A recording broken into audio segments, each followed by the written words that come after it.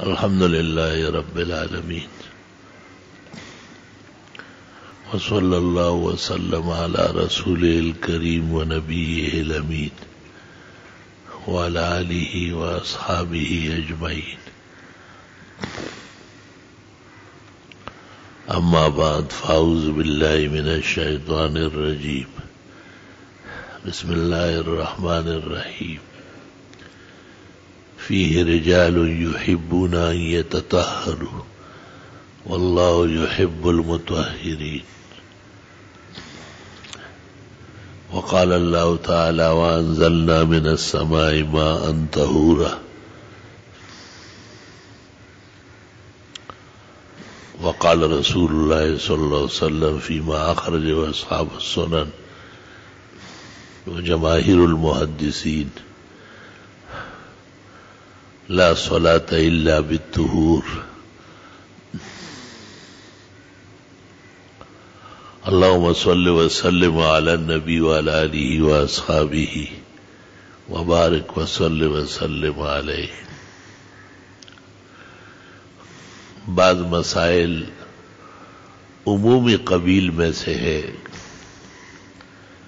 اور ہر مومن مسلم کو پیش آتے ہیں اور ان کا اہتمام کرنا چاہیے، لیکن عموماً صرف نظر کیا جاتا ہے یا کوتاہی برتی جاتی ہے. خیال ہوا کہ آج اس موضوع پر تھوڑا سا کلام کروں. حلالت طبع کی وجہ سے زیادہ تفصیلات میں تو نہیں جا سکوں گا. ما لا يدرك كله لا يترك كله. کچھ ایسے مسائل ہیں جن کی ضرورت ہر مومن مسلم کو ہے، اور خاص کر مسجد میں آنے جانے والوں کو بہت زیادہ ضرورت ہے. مومن مسلم کی زندگی اور اس کے ایمان، ان کا تعلق مسجد سے ہے. وَأَنَّ الْمَسَاجِدَ لِلَّهِ فَلَا تَدْعُوا مَعَ اللَّهِ أَحَدًا وَمَا كَانَ لَهُمْ أَن يَدْخُلُوهَا إِلَّا خَائِفِينَ إِلَّا مُتَوَاضِعِينَ وَمُتَطَهِّرِينَ.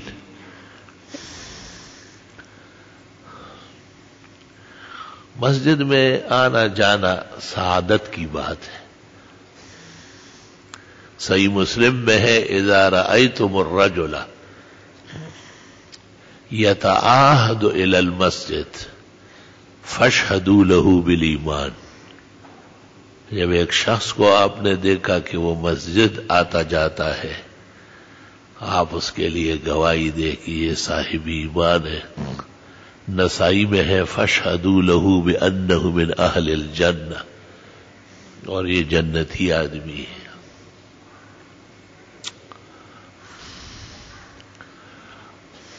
بخاری شریف میں اور دیگر معتبرات میں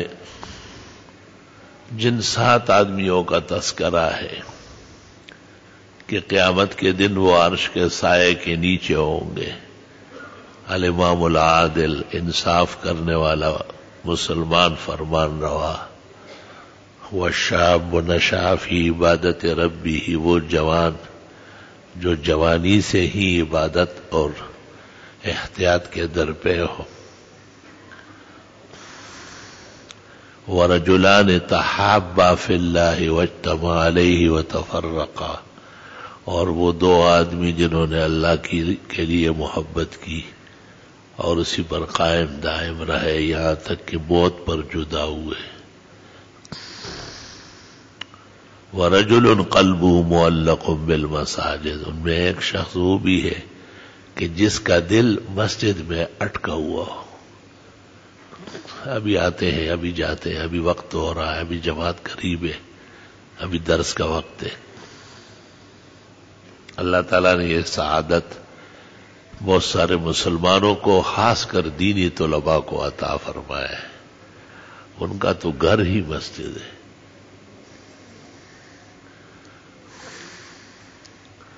ہماری ایک جگہ مسجد اور مدرسے کا ارادہ تھا، تو میرے ایک مخلص دوست جو بہت علوم و فنون کا ماہر استاد ہے، اس نے کہا ہے ایک بڑی مسجد بنواؤ، طالب علم بھی اس میں رہیں گے اور پڑھیں گے بھی. الحمدللہ وہ مسجد بھی بن گئی، اس کے ساتھ 2-3 منزلہ ادارہ بھی تیار ہوا، لیکن بنیاد جو مسئلے کی ہے وہ مسجد ہے. یہاں میں بھی ایک امام کی حیثیت سے آیا تھا احسن مسجد میں 1975 کے اخیر میں. عمرے اس کے آواز منصور و کوہن شد، من اثر نو جلوہ دہم داد رسم. ایک زمانہ گزر گیا. اللہ اکبر. عمر برفست و آفتاب تموز، اندک ایمان دا خواجہ غر ہنوز. عمر ایسی ہے جیسے برف کا تودہ پڑا ہوا ہو اور اس پر تیز دھوپ پڑ رہی ہو اور وہ مسلسل پگھل رہی ہو. فرمائے عمر برفست و آفتاب تموز. عمر تو برف کا ٹکڑا ہے اور اس پر تیز دھوپ پڑ رہی ہے.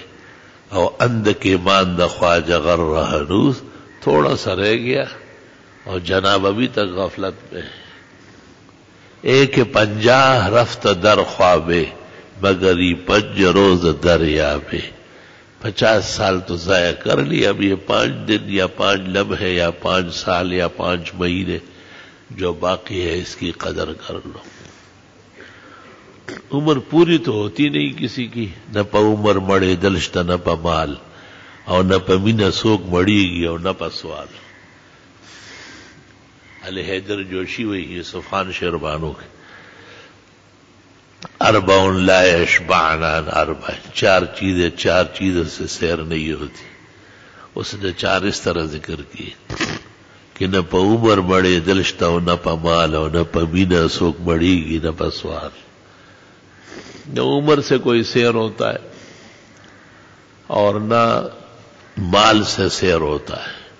یہ بڑے بڑے لینڈ لارڈ دیکھو، یہ کتنے اربوں کربوں کی تو ان پر چوریاں نکل رہی ہیں. ایک دوسرے کو گفٹ پیش کرتے ہیں تو 92 کروڑ ہو، 110 کروڑ ہو، 10 ارب ہو. توبہ توبہ استغفر اللہ واتوب الیہ.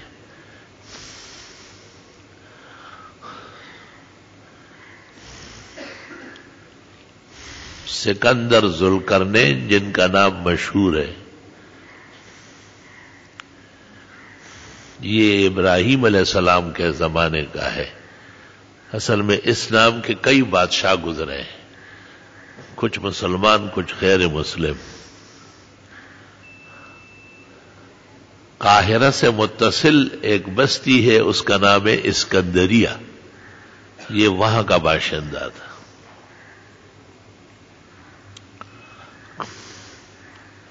ملکت دنیا اربعۃ. ابن کثیر نے اپنے تفسیر الم تر الی الذی حاج ابراہیم فی ربہ کے ذیل میں لکھا ہے، اور کشاف میں بھی ہے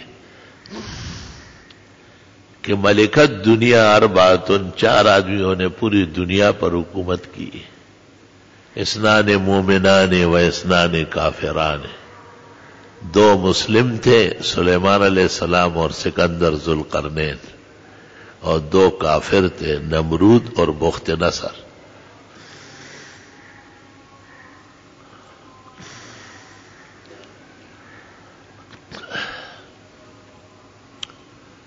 نمرود پشاور سے اوپر ایک چھاونی اور پہاڑ ہے، وہ جمروت کہلاتا ہے. یہ یہی جگہ تھی اس کی.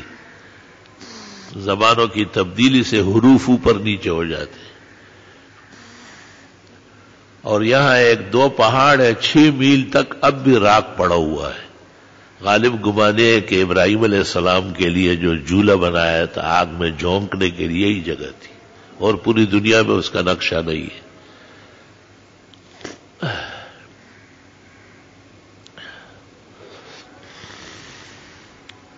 سورۃ یوسف میں امام رازی نے تفسیر میں لکھا ہے کہ میں ہندوستان کا سفر کرنے لگا کیونکہ یہ ابراہیم علیہ السلام کا وطن ہے، یہ سارا ہند تھا نا۔ آگے حضرت نے وضاحت نہیں کی کہ کن کن مقامات کی زیارت فرمائی۔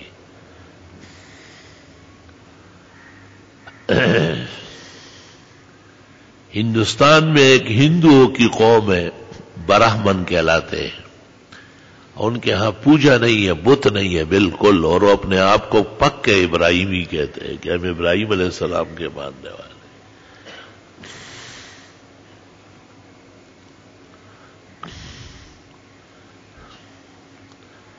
ذوالقرنین کو کہتے ذوالقرنین اس لیے کہتے کہ 200 سال تک حکومت رہی ہے، اور اس چکر میں تھا کہ نہ مرو تو اچھا ہوگا، بہت لوگ اس ارمان میں ہوتے ہیں۔ بعض کہتے کہ چونکہ سلطنت جن اور انس پر تھی اس لیے قرنین مراد ہے، بعض کہتے کہ حضرت کے تاج میں سینگوں کی طرح یواقیت اور ہیرے لگے ہوئے تھے۔ زاد المسیر میں متعدد اقوال ابن الجوزی نے نقل کیے۔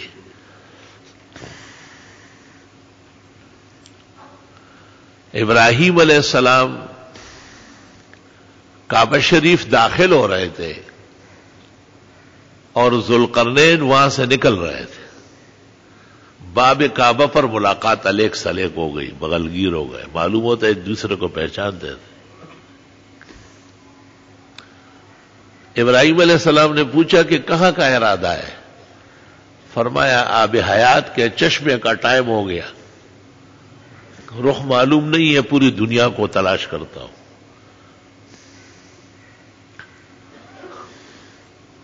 عین الحیات اس کو صحیح مسلم میں اور بخاری میں کہا ہے۔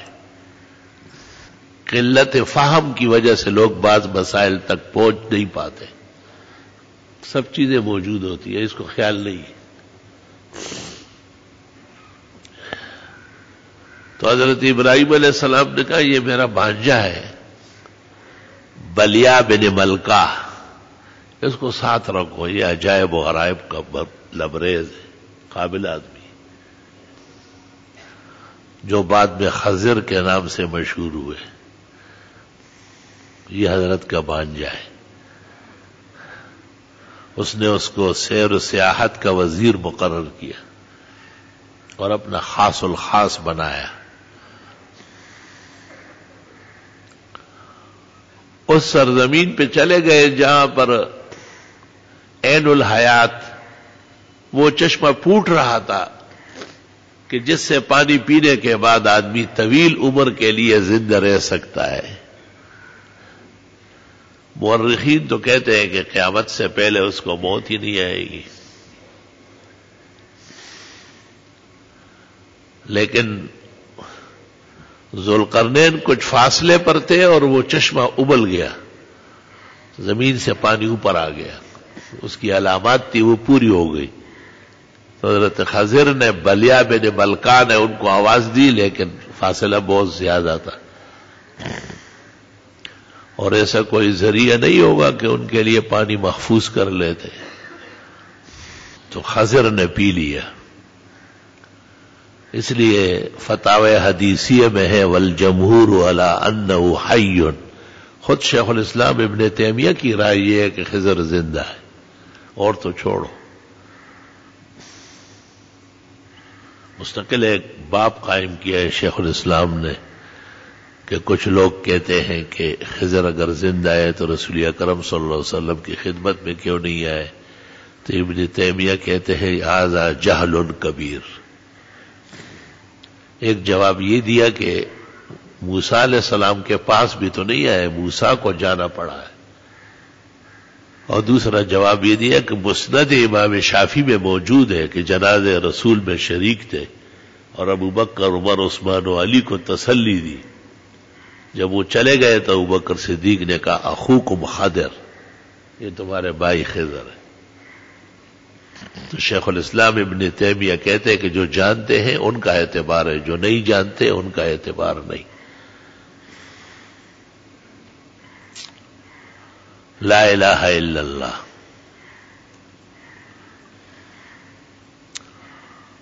تو 4 آدمی ایسے ہیں، ان میں سے 2 مسلمان ہیں. حضرت سلیمان علیہ السلام تو بحر و بر کے بادشاہ تھے. کوہ سلیمان بلوچستان میں ہے، ان کو پتہ ہی نہیں. سجن سلیمان بھی موجود ہے. قریبی لوگ کہتے ہیں اب بھی رونے دھونے کی آوازیں آتی ہے. حضرت سلیمان نے جن جنات اور دیو کو بند کیا ہے، زنجیروں سے جکڑا ہے. وہ نہیں چھوٹیں گے جب تک قیامت نہیں آئے گی.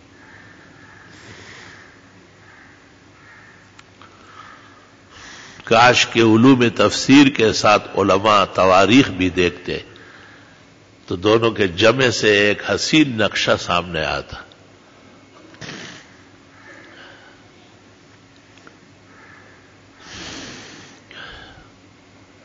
تو زندگی اور وہ جیسے عیسیٰ علیہ السلام فوت نہیں ہوئے ہیں لیکن اللہ تعالیٰ نے آسمانوں پہ اٹھا لیا. کیونکہ اگر وہ یہاں ہوتے، کسی کی ماں مر جاتی، وہ عیسیٰ علیہ السلام شاہ بگانا وہ مرجدئی کا کھانا. کسی کا باپ مر جاتا، وہ حضرت جی جلدی کرنا میرا ابا جی چلا گیا. جب دم بد عیسیٰ جو دیش بڑھے، وہ تو چف کر کے قم باذن اللہ اٹھ کھڑا ہو جاتا. انی احیی الموتی باذن اللہ. قرآن کریم میں ان کا یہ معجزہ موجود ہے. تو حق تعالیٰ کو یہ منظور نہیں تھا کہ اور لوگ زندہ رہے. حضرت عیسیٰ کو اٹھا لیا اور اہل سنت والجماعت کے کل طبقات، اولین و آخرین، محدثین اور مفسرین، اولیاء و علماء،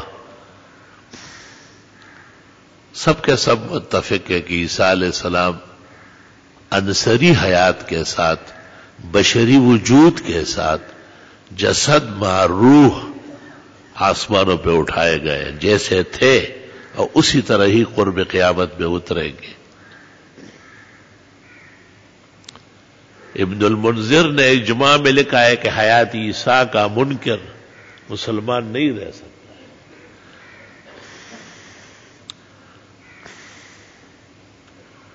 اور ظہور مہدی کی احادیث بھی مفصل ہے. شانور شاہ صاحب رحمت اللہ علیہ فرماتے ہیں قیامت کے جو تفصیلی علوم ہیں ان میں ایک حضرت عیسیٰ کی حیات، ان کا آسمانوں پر زندہ رہنا اور قرب قیامت میں واپس آنا، اور اس زمانے کے امام برحق امام مہدی کی تائید و نصرت کرنا، اور دجال اور یاجوج ماجوج سے جھگڑا کرنا، جہاد کرنا، اور دجال کا القدس کے قریب باب اللدب حضرت عیسیٰ کے ہاتھ سے ذبح ہونا. اللہ اکبر. یہ عقائد اہل سنت والجماعت میں سے.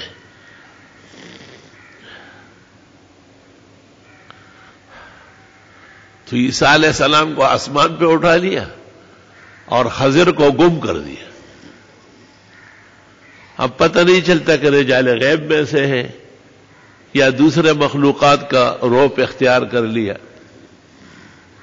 احیاناً جس کے لیے خدا چاہے ملاقات کر لیتا ہے. وَلِقَاؤُهُ مَعَ الصُّلَحَاءِ وَإِطِّلَاؤُهُ عَلَى الْيَقْظَةِ أَمْرٌ مُتَوَارِثٌ لَا يُنْكِرُ عَنْهُ إِلَّا أَجْهَلُ الْجَاهِلِينَ. عقائد اہل سنت میں امام ابو اسحاق اصفراینی لکھتے ہیں اس کی حیات اور اس کا بزرگوں سے ملنا کبھی کبھی اس کا انکار مشکل ہے، عالم نہیں کر سکتا ہے. ہاں یہ کہہ سکتے ہیں کہ ہمیں ان کے بارے میں کم معلومات ہے.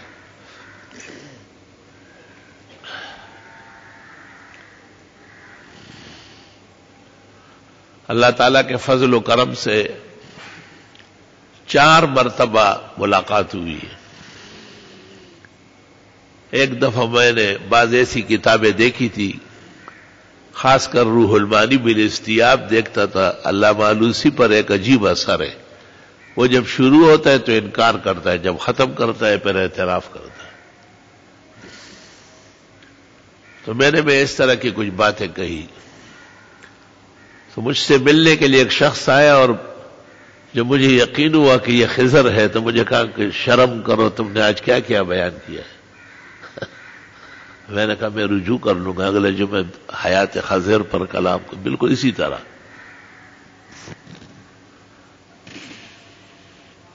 میں نے ان سے وظیفہ مانگا، فرمایا حضرت محمد صلی اللہ علیہ وسلم نے بخاری کتاب الدعوات میں جو وظائف دیے وہ مجھ سے بہت زیادہ ہے۔ اشارہ یہ تھا کہ وہ شارع علیہ السلام ہے، میں تو شارع نہیں ہوں، میں تو تکوینی امور کا ملزم ہوں، مجھے تو حق نہیں ہے اس طرح باتیں کرنے کا۔ علامہ آلوسی نے یہ تسلیم کیا ہے کہ وہ نبی ہے لیکن ان کی امت نہیں ہے، اور وہ تبلیغ کے پابند نہیں ہے، وہ عجائب و غرائب کے اظہار کے مکلف ہے۔ حضرت موسیٰ جو ساتھ گئے تھے یہی ہوا نا، کبھی کشتی توڑ رہا ہے، کبھی جو ہے نا کھلاڑیوں کو قتل کر رہا ہے۔ جب تک یہ ہٹے نہیں ہے پاکستان پاکستان نہیں ہوگا، کھیلستان رہے گا۔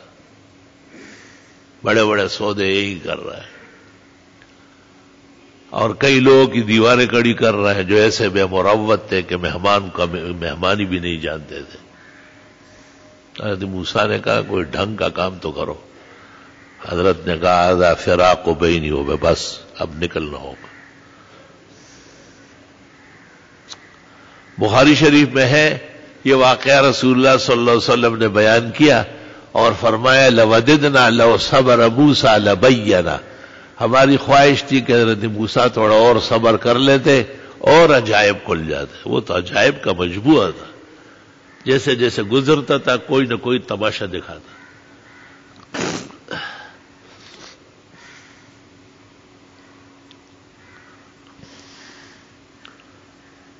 لا الہ الا اللہ وحدہ لا شریک لہ لہ الملک ولہ الحمد وہو علی کل شیء قدیر۔ مسند امام احمد میں ایک حدیث آئی ہے کہ من طال عمرہ وحسن عملہ، اگر عمر بھی زیادہ ہو اور اللہ نے ایک عمل کی بھی توفیق دے تو بہت اچھی بات ہے۔ اصل و نسل جو ہے وہ عمر کم ہے اور مقام زیادہ ہے، جیسے جناب نبی کریم صلی اللہ علیہ وسلم، حضرت کی عمر 60 سال تھی، اس پر محدثین متفق علیہ، 60 سے کم قول کسی نے نہیں کیا۔ آگے 61 62 63 زیادہ جمہور کی رائے ہے۔ اس کی ایک دلیل یہ بھی ہے کہ آخری حج کے موقع پر جو 100 اونٹ آپ نے علی کے ذریعے یمن سے منگوائے تھے تو 63 کا نہر آپ نے اپنے دست مبارک سے خود کیا اور باقی علی کو کہا تو کر کے آ۔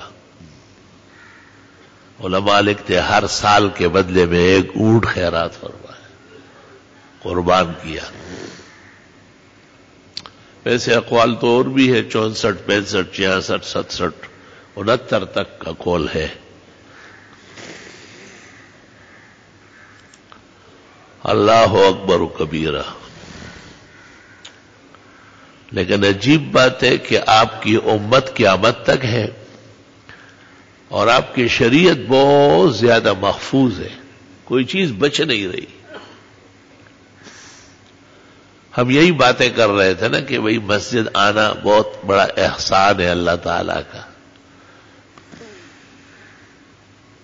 5 وقت اللہ نے یاد کیا ہے مسجد میں، اور اللہ کی طرف سے ایک دائی حی علی الصلاۃ اور حی علی الفلاح کے نعرے لگاتا ہے۔ رات غفلت کی ہوتی ہے تو کہتے ہیں الصلاۃ خیر من النوم، نماز پڑھنے آؤ، نیند رہنے دو، بہتر کام نماز ہے۔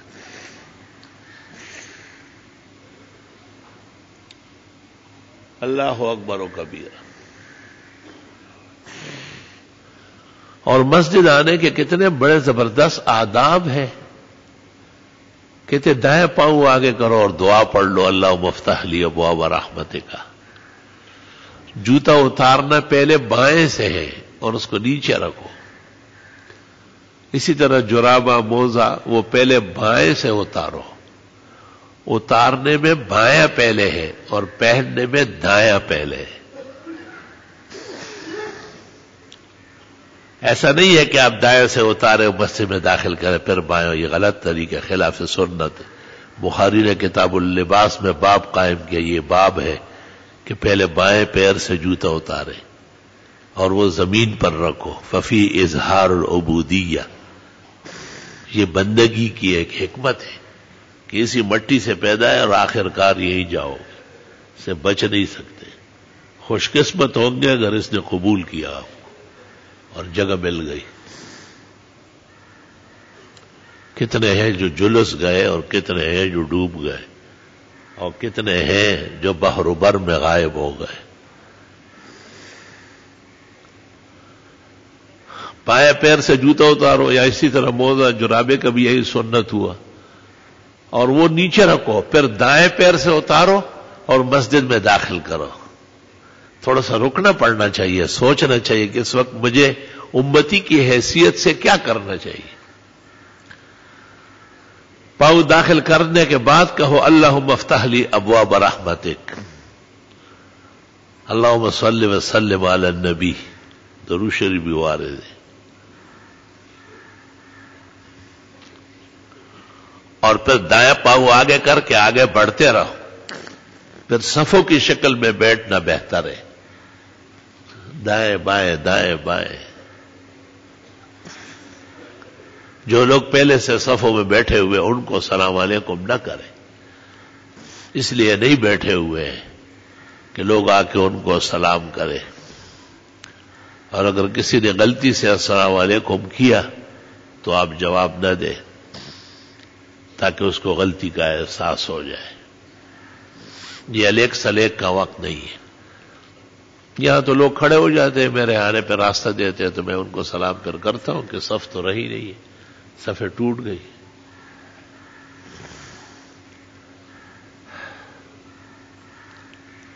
اگر وقت کچھ پڑھنے کا ہے اور وقت بھی نماز کا ہے، جیسے فجر کے وقت آپ آئے تو نفل پڑھنا جائز نہیں ہے، اگر سنت ہے گر نہیں پڑھی تو پڑھ سکتے ہیں، بشرطے کہ جماعت کڑی نہیں ہے۔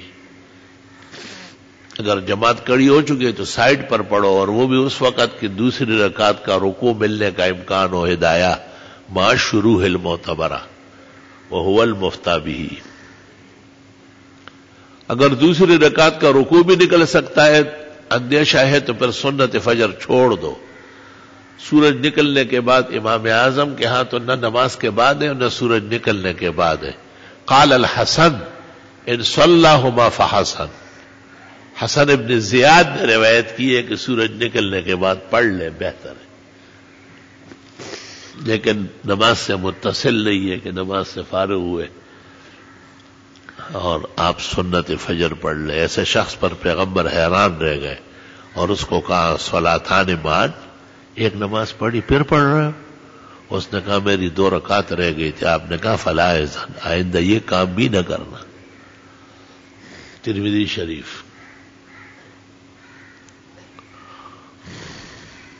صرف یہ فجر کی خصوصیت ہے، اور کوئی نماز ایسی نہیں ہے کہ جماعت کے ہوتے ہوئے آپ سنت پڑھے۔ علماء کہتے ہیں یہ امکان بھی ہے کہ جماعت کڑی ہونے والی ہے اور نمازوں میں، تو آپ سنتیں روک لیں۔ اس لیے بغیر کراہیت کے ظہر کے بعد 4 پہلے پڑھے 2 بعد میں پڑھے۔ فتاوی عالمگیری جلد اول صفحہ 112 امام محمد کے قول پر فتویٰ ہے، اور جنہوں نے کہا 2 رکعت پہلے پڑھ لیں یہ بہتر ہے، فتویٰ نہیں ہے۔ والفتویٰ هو الحکم الشرعی، شریعت فتوے کو کہتے ہیں، صرف بہتریوں کا کام نہیں ہے۔ آداب افتاء سمجھنا چاہیے۔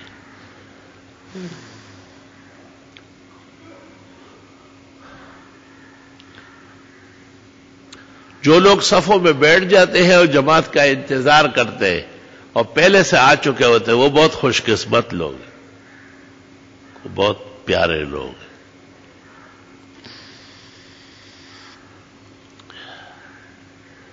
بخاری شریف میں ہے اور ابو داؤد اور سننان میں کہ فرشتے دعا دیتے ہیں اس شخص کو جو صفوں میں بیٹھا ہوا ہے، انتظار جماعت کر رہا ہے، اللہم اغفر لہ، یا اللہ اس کی بخشش فرما، اللہم ارحمہ، خدایا اس پر رحمت نازل فرما، اللہم تب علیہ، خدایا اس کی توبہ قبول فرما اور اس کو توبے کی توفیق عطا فرما۔ کتنی بڑی بات ہے یار۔ ہم چونکہ عموماً ذرا جماعت کے وقت پر حاضر ہوتے ہیں تو میری بڑی ارمان تھی کہ ہم یہ دعا کیسے پڑھیں گے۔ 22 سال تتبع و تلاش اور علماء سے استفسار کے بعد الادب المفرد للبخاری میں مل گیا کہ خود بھی آدمی پڑھ سکتا ہے رب اغفر لی وارحمنی وتب علی انک انت التواب الرحیم۔ میں نے اس خوشی میں طلبہ عزیز کی دعوت کی، ایک روایت اور ایک قول تلاش میں 22 سال صرف ہو گئے، پتھر بنا دیا تھا تیرے انتظار نے۔ الحمدللہ اس کی قدر وہ لوگ جانتے ہیں جنہیں مسائل کی تلاش رہتی ہے، جو صرف ہوا سے وقت گزارتے ہیں انہیں قدر و منزلت کچھ نہیں، انہیں حق اور باطل کا فرق بھی نہیں آئے گا۔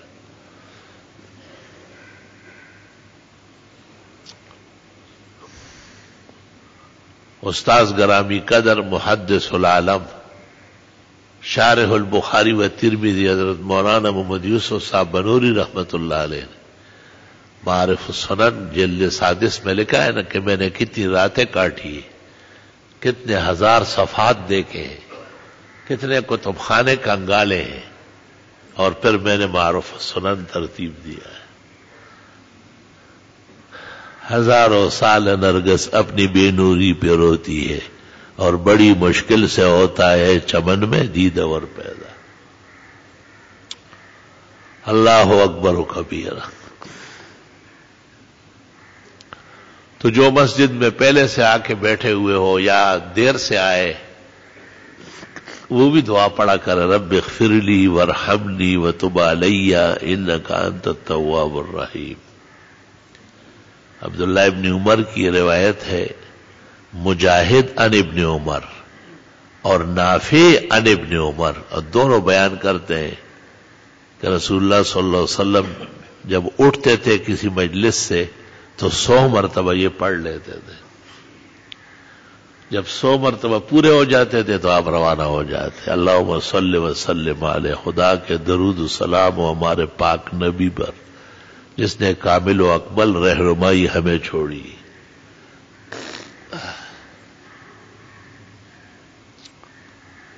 اللہ اکبر۔ اعمال کرنے سے وقت قیمتی ہوتا ہے، اعمال نہ کرنے سے وقت قیمتی نہیں ہوتا، ضائع ہو جائے گا۔ ایسے اذکار جو آپ راستے میں کر لیں وہ بھی معلوم ہونا چاہیے۔ مثلا ہمیں یہ حدیث مل رہی ہے کہ آپ اوپر چڑھتے ہیں سیڑھیوں پر تو کہے اللہ اکبر اللہ اکبر، اور جب نیچے اتریں گے تو آپ کہیں گے سبحان اللہ سبحان اللہ، لیکن ہمیں یہ حدیث نہیں مل رہی ہے، نہ رہنمائی مل رہی ہے کہ ہموار زمین پر کیا کہیں گے۔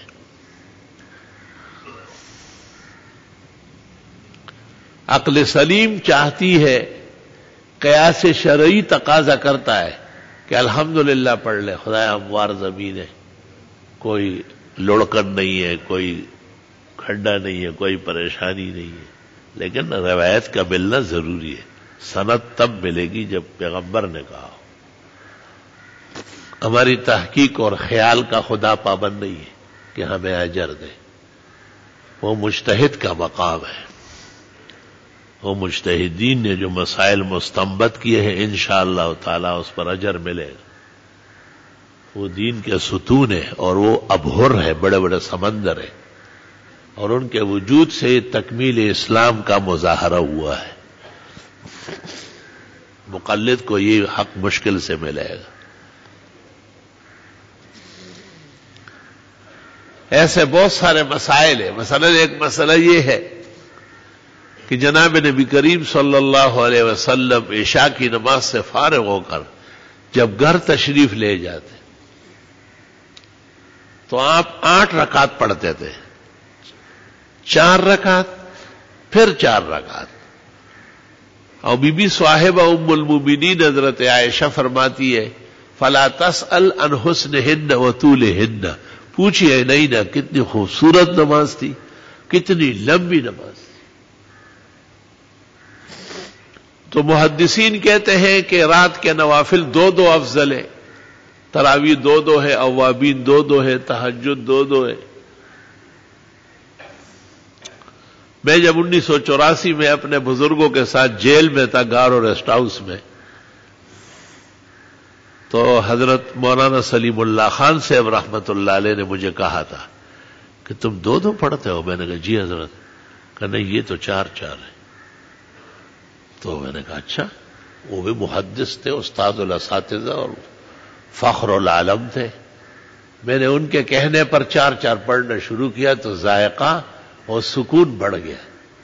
میں نے حضرت کو بتایا، بہت زیادہ خوش ہوئے، کہا آپ قدردان بہت زیادہ ہے. لیکن یہ پتہ نہیں چلا کہ ان 8 رکعات میں رسول اکرم صلی اللہ علیہ وسلم کون سی صورتیں پڑھتے تھے. اسی طرح رات کے آخری حصے میں آپ تہجد پڑھتے تھے، اور تہجد جو پیغمبر پڑھتے تھے 99% جو روایات ہیں وہ 12 رکعت کی ہے. اس لیے امام اعظم ابو حنیفہ نے بھی کہا ہے تہجد 12 رکعت. فصلى ركعتين ثم ركعتين ثم ركعتين ثم ركعتين ثم ركعتين ثم ركعتين ثم اوتر. 6 مرتبہ 2 اور اخیر میں وطر، اور وطروں کے بعد کبھی بھی صحیح روایت میں آپ سے نفل ثابت نہیں ہے، بلکہ بخاری اور مسلم میں ہے ثم صلى ركعتي الفجر. اس کے بعد وقت ہو گیا، آپ اٹھے اور 2 رکعت سنت فجر پڑھی. وطروں کے بعد جو 2 رکعتیں اصلاً وہ یہی سنت فجر ہے، کیونکہ آپ اخیر میں جا کر کے وطر پڑھ لیتے تھے. تو یہ بات امر مسلم ہے کہ قیام اللیل 8 رکعت ہے، وہ رات کے اول حصے میں ہے، اور وہ 2 بھی جیسے جمہور کہتے ہیں، اور 4 بھی جیسے احناف کہتے ہیں، اور ہمارے بزرگ نے بھی مشورہ دیا کہ 4 پڑھو. اور تہجد یقیناً 2 ہے اور 12 رکعت ہے. اور تہجد پڑھنے والے یا قیام اللیل کرنے والے وطر مؤخر کیا کرے. حکم آیا ہے پیغمبر کا اجعلوا آخر صلاتکم باللیل وطرا، وطر رات کی آخری نماز بنایا کرو. جو وطروں کے بعد نفل پڑھتے ہیں علماء پسند نہیں کرتے، اور وہ کہتے ہیں یہ تو پیغمبر کے خلاف ہو رہا ہے. آپ نے کہا وطر آخری ہے اور آپ نفل اخیر میں پڑھ رہے ہیں. یہ تو یہ لوگ ایسے 10 لاکھ اور آ جائے میں انہیں غلط کہوں گا، کیونکہ حدیث کی خلاف ورزی کر رہا ہے. صرف عوام کے خوف اور ڈر میں آ کے اجازت دے، اجازت ہو ہی نہیں سکتی. فَلْيَحْذَرِ الَّذِينَ يُخَالِفُونَ عَنْ أَمْرِهِ، اللہ کے عذاب سے ڈرے وہ لوگ جو قصدن نبی کے خلاف کر رہا ہے. رات کی آخری نماز وطر ہے. لا الہ الا اللہ. اور عجیب بات ہے کہ ساری دنیا وطر پڑھتی ہے، وہ تہجد پڑھتی ہے. ایک تو مرضی سے پڑھتی ہے، 2 رکعت پڑھی میں نے پوچھتا ہوں کیوں 2 اور 4 پڑھی؟ آپ کو پتہ نہیں کہ پیغمبر نے 12 پڑھی؟ یہ تساہل، غفلت، بے قدری اور بے منزلتی. 12 پڑھنے ہیں تہجد. تیرا جی نہ چاہے تو بہانے 1000 ہیں، آنکھیں اگر بند ہے تو پھر دن بھی رات ہے. اور بخاری پڑھنے والا تم تو شرم و حیا کرو. یہ روایت بخاری میں 100 جگہ ہے. فصلى ركعتين ثم ركعتين ثم ركعتين ثم ركعتين ثم ركعتين ثم ركعتين، 6 مرتبہ 2 ثم اوتر، پھر اس کے آخر میں وتر پڑھ لیے. 2 رکعت پڑھا کر اور 12 رکعت کی کوشش کرے. اور تہجد کے بعد آپ ایک دعا پڑھتے تھے، بخاری میں ہے، وَكَانَ إِذَا تَهَجَّدَ يَدْعُو اللهم لك الحمد أنت نور السماوات والأرض ومن فيها ولك الحمد أنت قيم السماوات والأرض ومن فيهما ولك الحمد اللهم أنت الحق ووعدك حق ولقاؤك حق والجنة حق والنار حق والنبيون حق ومحمد حق لا إله إلا أنت لا إله غيرك. پیران طریقت بڑے ٹھیکیدار ہوتے ہیں کہ ہم بہت اچھے اعمال کرتے ہیں.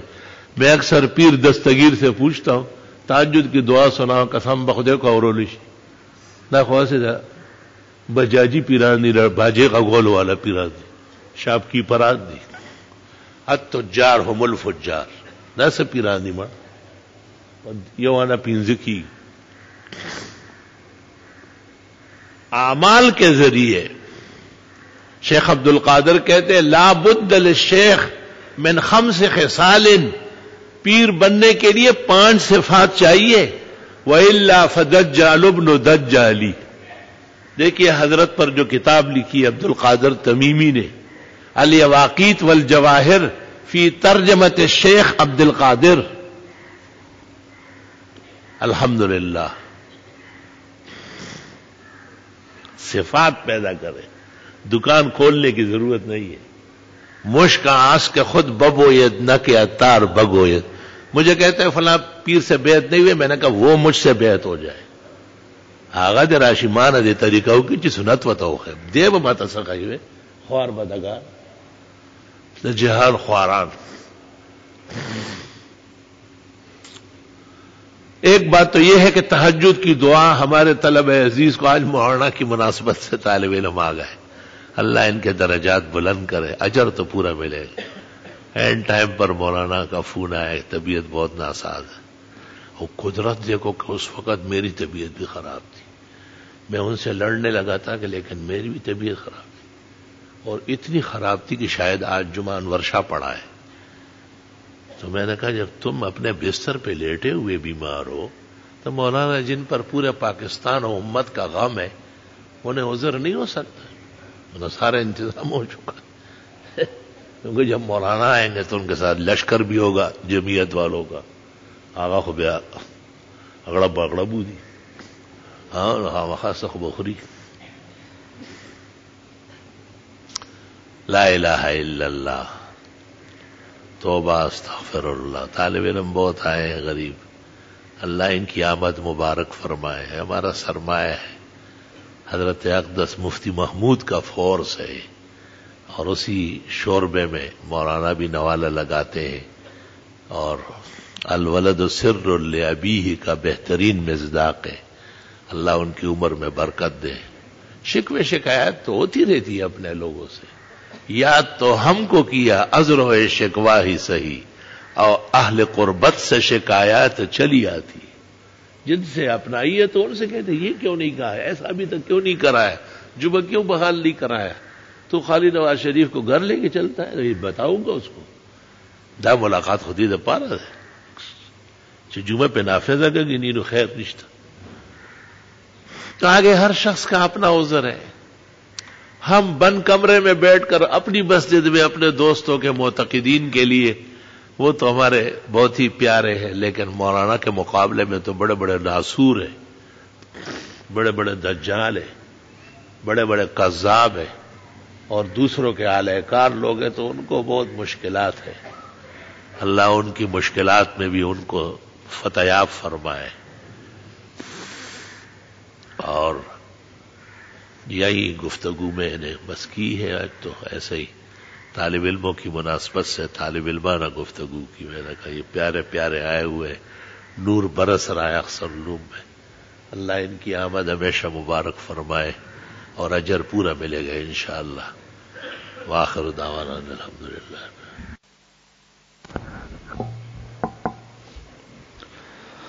اللہ اکبر اللہ اکبر اللہ اکبر اللہ اکبر.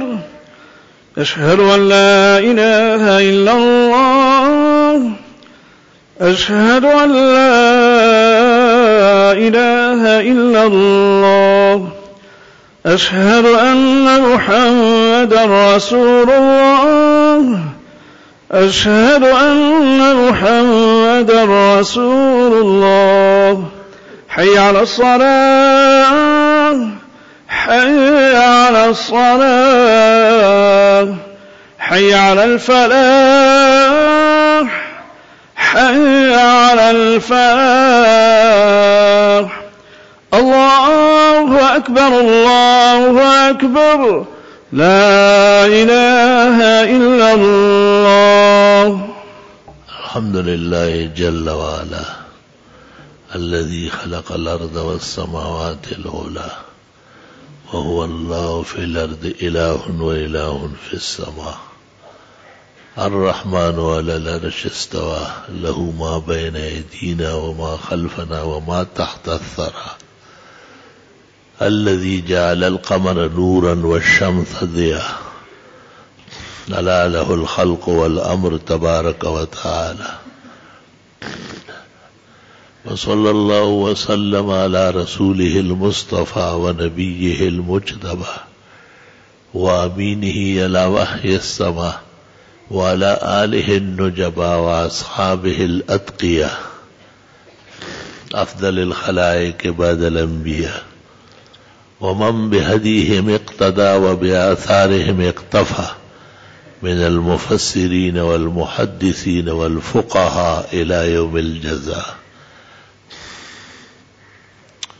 أما بعد أعوذ بالله من الشيطان الرجيم.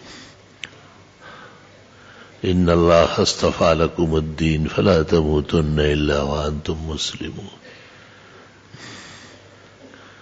إن الدين عند الله الإسلام ومن يبتغي غير الإسلام دينا فلن يقبل منه وهو في الآخرة من الخاسرين.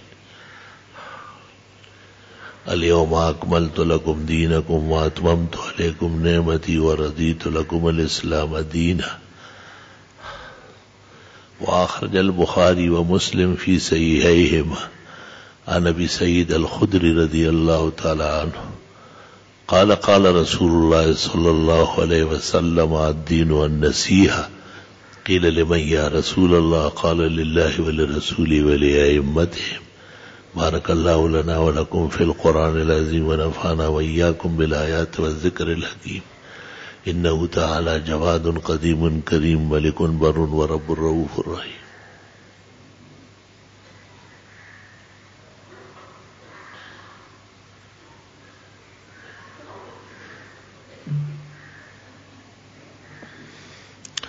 الحمد لله حمدا كثيرا وسبحان الله بكرة وأصيلا الله أكبر كبيرا. أشهد أن لا إله إلا الله وحده لا شريك له وأشهد أن سيدنا ونبينا ومولانا محمدا أحمد عبده ورسوله صلى الله تعالى عليه وعلى آله وأصحابه وبارك وسلم عليه. قال رسول الله صلى الله عليه وسلم الله في أصحابي لا تتخذوهم غرضا من بعدي فمن أحبهم فبحبي أحبهم ومن أبغضهم فببغضي أبغضهم.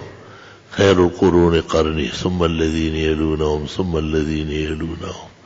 لا تسبوا أصحابي فإن أحدكم لو أنفق مثل أحد ذهبا ما بلغ مد أحدهم ولا نصيفه. إن الله يأمر بالعدل والإحسان وإيتاء ذي القربى وينهى عن الفحشاء والمنكر والبغي يعظكم لعلكم تذكرون.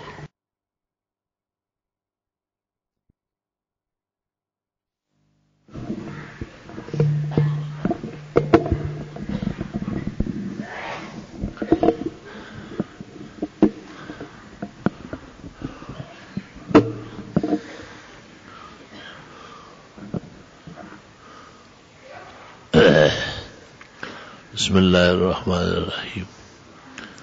جو جوابات سننے کے لیے آگے بڑھ رہے ہیں وہ نمازیوں کا خیال رکھیں.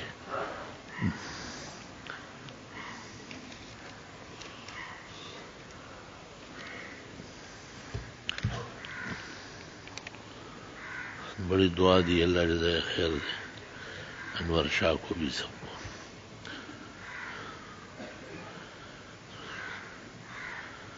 آمین آمین. لکھا ہے میرے والد کی آنکھوں کی بینائی ختم ہو گئی.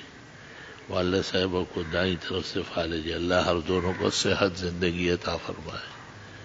اور آپ نے جو دعائیں مجھے اور انور شاہ کو دیے اس کی برکت اللہ سب کی حاضرین کی آل و اولاد میں جاری کرے.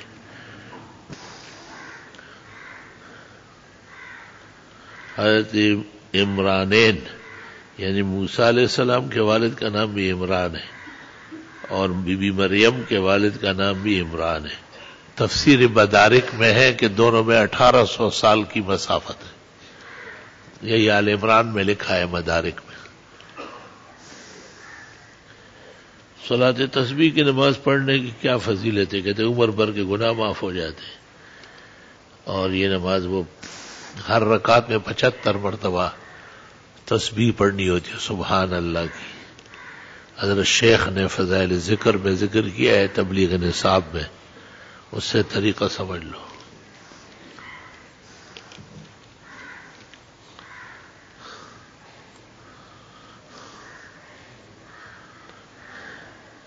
نبی کریم صلی اللہ علیہ وسلم کا نام لکھتے وقت پورا صلی اللہ علیہ وسلم لکھنا ضروری ہے، صرف صاد پر اکتفا جائز ہے. صلی اللہ علیہ وسلم پورا پڑھنا چاہیے اور لکھنا چاہیے.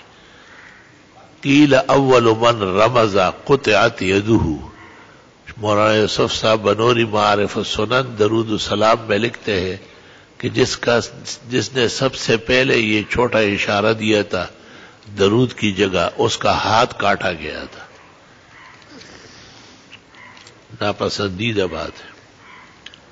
مردے کے 40 دن ہونے اس کی قبر کی نئی لیائی کرنا ہوتا، لپائی کرنی ہوتی، سب بدعت ہے، بیوقوفی کی بات ہے، خلاف سنت کام ہے. حضرت خضر جمہور کے نزدیک حیات ہے. میں نے سنا ہے حضرت خضر ہر انسان کو زندگی میں ایک مرتبہ نظر آتا ہے. میں نے نہیں سنا ہے، مجھے 3-4 مرتبہ ملے.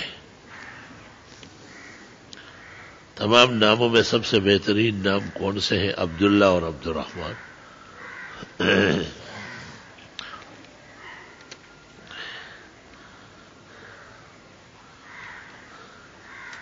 لکھا ہے کہ امام اگر اس حالت میں امامت کرائے کہ اس کے پیر محراب میں ہو تو یہ ہماری فقہ میں لکھا ہے کہ بالکل محراب کے اندر کھڑے نہ ہو. لیکن مجھے بڑی حیرت ہے فقہ کی بعض عبارات پر جو صریح قرآن کے خلاف ہے. قرآن کریم میں ہے وَهُوَ قَائِمٌ يُصَلِّي فِي الْمِحْرَابِ. زکریا علیہ السلام محراب کے اندر نماز پڑھ رہے تھے. آپ کچھ بھی کہے محرابہ اے محل عبادتی ہی وموضع مناجاتی. محراب کا لفظ قرآن میں موجود ہے اور فی ظرفیت کے لیے ہے، اس لیے محراب کے اندر کھڑا ہونا قرآن کے مطابق ہے، صاحب دائیں راضی ہو یا ناراض ہو.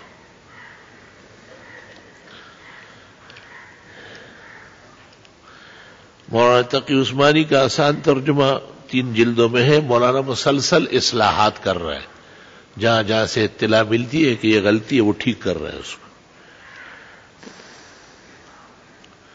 بندہ گزشتہ برس شعبان اور رمضان میں آپ کے ہاں دور تفسیر بیٹھنے کا موقع ملا. آپ نے دوران نظر سے ایک تفسیر کا نام زیب التفاسیر لیا. ساتھیوں کا کہنا ہے کہ یہ تفسیر نہیں ہے، تفسیر ہمارے پاس موجود ہے، کتب خانے میں ہے. یہاں ساتھی بھی تیرے جیسے ہوں گے نا. کیا یہ بات احادیث مبارکہ ثابت ہے کہ جو آدمی جمعے کی رات یا جمعے کے دن مر جائے تو اس سے قبر میں سوال و جواب نہیں ہوتا؟ نہیں، عذاب قیامت تک اٹھا لیا جاتا ہے. ممات یوم الجمعۃ او لیلتھا وقع عن عذاب القبر. فقہا ترمذی شریف کی حدیث ہے کتاب الجنائز کے اخیر میں. فقہا کہتے ہیں کہ یہ تب ہوگا کہ تدفین اور جنازہ نماز جمعہ سے پہلے ہو جائے، کیونکہ نماز جمعے کے بعد جمعے کا وقت ختم ہو جاتا ہے.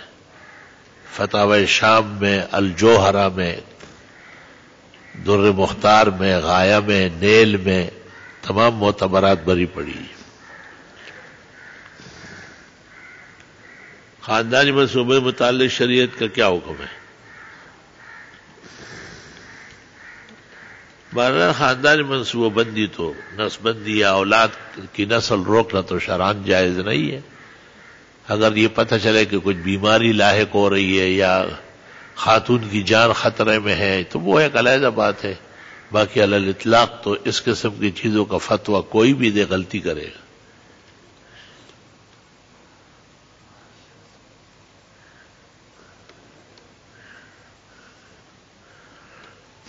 مسجد کمیٹی کے لوگ امام مسجد مؤذن کو کہا یہ کافر ہے، یہ منافق ہے، پھر اسی کے پیچھے نماز بھی پڑھتے. بس یہی ان کے جھوٹے ہونے کے لیے کافی ہے نا کہ انہوں نے ایسا سیاسی فتویٰ لگایا. حالیہ تبلیغ اجتماع مولانا احمد باولپوری کا بیان سے بعض نکات پیش خدمت ہے. تیسری صدی ہجری کے بعد امت کے مغلوب ہونے کی وجہ دعوت کے کام کو چھوڑ دینا ہے، جس کی وجہ سے پتہ نہیں ہم پر ذلت مسلط ہوئی.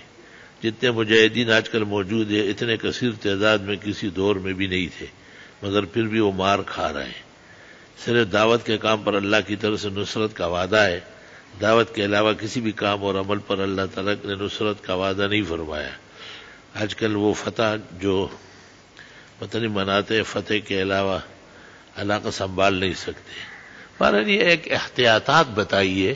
اگرچہ مولانا احمد باولپوری کی تقریر تبلیغی بزرگوں کے ہاں بھی متنازع فی رہتی ہے اور اکثر وہ سب ان پر معافی مانگتے رہتے ہیں، لیکن بہرحال یہ باتیں تو ہے کہ مجاہدین بہت زیادہ ہے اور جتنا فائدہ ہونا چاہیے اتنا نظر نہیں آیا.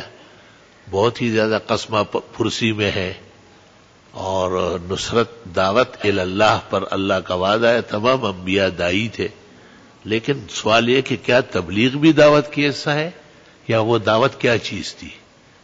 تفسیر ابن کثیر میں ہے کہ دعوت اس طرح ہوتی تھی کہ اسلموا تسلموا والا فلکم السیف. تفسیر ابن کثیر یا اہل الکتاب کے ذیل میں آل عمران میں لکھا ہے کہ صحابہ کی دعوت کے 3 نمبر تھے. ایک یہ کہ مان لو نبی آخر الزمان پر ایمان لے آؤ، اور اگر نہیں تو جنگ کے لیے تیار ہو جاؤ، اور اگر نہیں تو پھر جزیہ دینا پڑے گا، کفر کا جرمانہ. تو اس سے پتہ چلتا ہے کہ تبلیغ بھی اپنی جگہ سے سر کی، اس کو بھی ٹھکانے پر لانا، خواہ محمد احمد صاحب لے آئے یا بھائی عبدالوہاب لے آئے، لیکن کچھ سنبھالنا پڑے گا.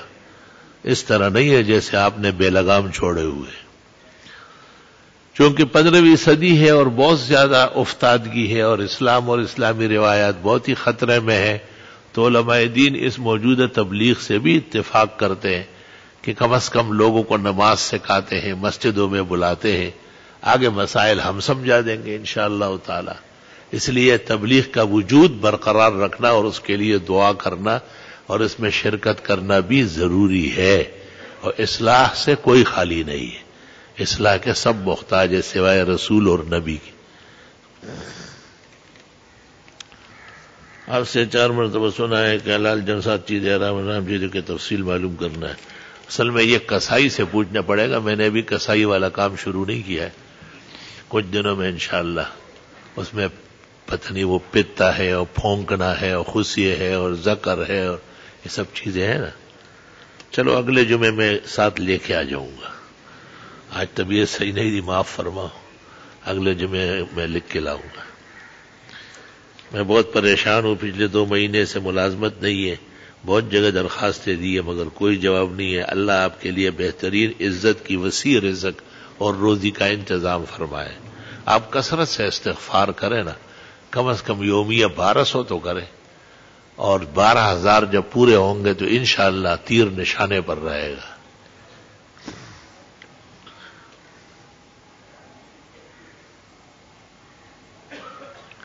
میں آپ کا معتقد اور محبت کرنے والوں میں سے ہوں، آپ کی مسجد کا نمازی ہوں اور آپ کی صحت تندرستی کے لیے دعا گو. میرا بیٹا طلحہ بیمار ہے، شدید بیمار ہے، اللہ اسے جلدی صحت دے، اللہ کامل و اکمل شفا عطا فرمائے، اللہ اس کے لیے خزائن شفا متوجہ فرمائے.